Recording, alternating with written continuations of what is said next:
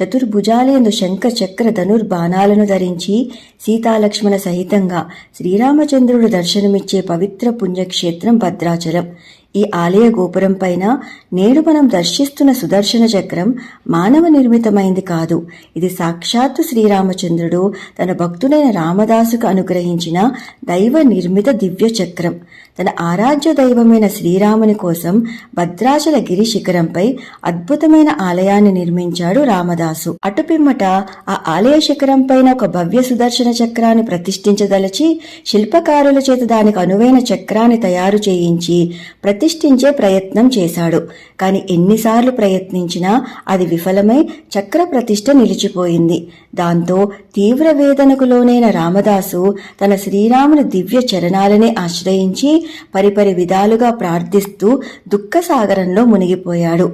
అంతే, తన ప్రియభక్తుని ఆర్తికి శ్రీరామచంద్రుడు మనసు ఆర్ద్రమే తక్షణమే ఆ రాత్రి రామదాసుకి స్వప్న దర్శనాన్ని అనుగ్రహిస్తూ, రామదాసా, నేను స్వయంభూగా వెలసిన ఈ క్షేత్రంలో నీవు నిర్మించిన ఈ ఆలయ శిఖరం పైన ఒక మానవ నిర్మిత సుదర్శన చక్ర ప్రతిష్ఠ సాధ్యం కాదు.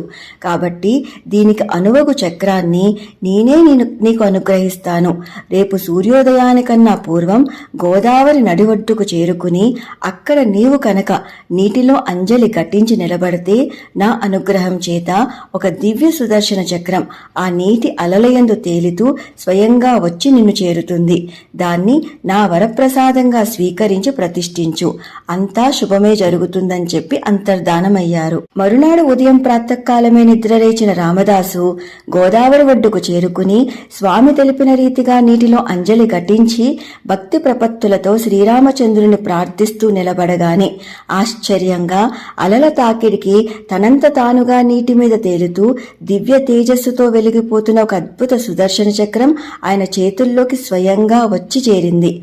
ఆ చక్రం సామాన్యమైనది కాదు సుమా, అది సాక్షాత్తు శ్రీరాముని ఆజ్ఞతో వైకుంఠం నుండి భువికి దిగి వచ్చిన దైవ నిర్మిత సుదర్శన చక్రం.